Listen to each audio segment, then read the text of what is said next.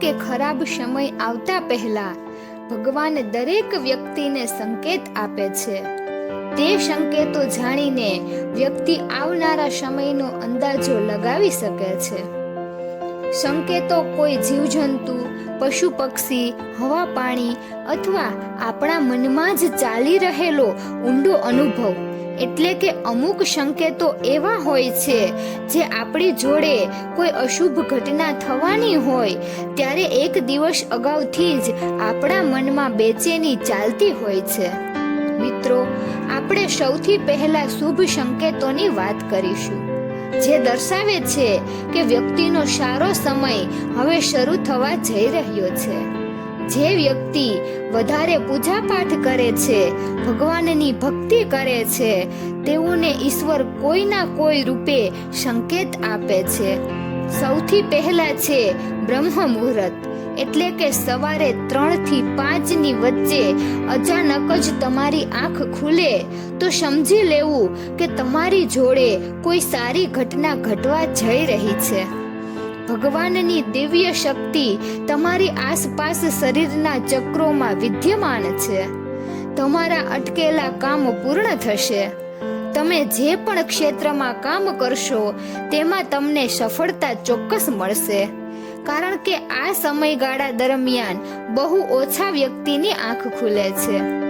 બીજો સંકેત, જો તમે તમારા ઘરથી જ બહાર જવા નીકળી રહ્યા છો, ઘરમાંથી નીકળવાની સાથે જ રસ્તામાં કોઈ જગ્યાએ તમને ગાય, બ્રાહ્મણ અથવા કોઈના હાથમાં પાણીથી ભરેલો પાત્ર દેખાય તો સમજવું કે તમારો સારો સમય હવે શરૂ થવા જઈ રહ્યો છે. તમારે તે ગાય, બ્રાહ્મણ ને પ્રણામ કરવું જોઈએ અને ગાય માતાના ખુદ પર હાથ ફેરવીને આશીર્વાદ લેવા જોઈએ. માતા ગાયના ખુદ પર હાથ ફેરવવાથી વ્યક્તિને નવગ્રહ દોષોથી મુક્તિ મળે છે. જો કોઈ વ્યક્તિની કુંડળીમાં મંગળ, શનિ, સૂર્ય, ગુરુ, શુક્ર જેવા ગ્રહોની સ્થિતિ ખરાબ હોય તો પણ તે સારું પરિણામ આપવાનું શરૂ કરે છે, કારણ કે ગાય માતાના શરીરમાં 33 કોટી દેવી દેવતાઓનો વાસ છે. જો તમારા ભાગ્યની રેખા સૂઈ ગઈ હોય તો તેને જગાડવા માટે તમારા હાથ પર થોડો ગોર લો અને તમારી હથેળીમાં લગાવો અને ગાય માતાને ચટાડવાથી વ્યક્તિના હાથની ભાગ્ય રેખા જાગૃત થાય છે અને વ્યવસાયના નવા સ્ત્રોતો આપોઆપ શરૂ થવા લાગે છે. ત્રીજો સંકેત, પૂજા કરતી વખતે તમારી આંખમાંથી આંસુ આવવા. મિત્રો, ઘણીવાર તમે પૂજા કરતા હોવ અને અચાનક જ તમારી આંખમાંથી આંસુ આવવા લાગે છે. તમારું મન ભરી આવે છે. એનો અર્થ એ છે કે ભગવાન પ્રત્યેની તમારી લાગણી અતૂટ છે. તમને ભગવાન પર પૂર્ણ શ્રદ્ધા છે. ચોથો સંકેત, ઘરમાં જીવ જંતુનું આગમન થવું, જેમ કે ચકલી, કીડીઓ, છછુંદર. એનો અર્થ એ છે કે હવે તમારો સમય સારો આવવાનો છે. તમારે તે કીડીઓ, ચકલીઓને અનાજ આપવું જોઈએ, જેનાથી તે મૂંગા પ્રાણીનું પેટ ભરાઈ શકે અને તમને પુણ્ય પ્રાપ્ત થાય, કારણ કે તમને ભગવાને પુણ્ય કરવા યોગ્ય બનાવ્યા છે. પાંચમો સંકેત, અચાનક તમને એક પવનનું ઝોખું અથવા પવનમાં એવી સુગંધ આવે છે જે ફક્ત તમને જ આવે છે, તો તમારે સમજવું જોઈએ કે કોઈ દિવ્ય શક્તિ તમારી રક્ષણમાં છે અને તે તમારી ભક્તિથી ખુશ છે અને તમને આશીર્વાદ આપી રહી છે.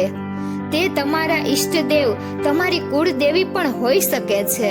મિત્રો, હવે વાત કરીશું અશુભ સંકેતની, જેને જાણીને આપણે આવનારા સંકટનો અનુમાન લગાવી શકીએ છીએ.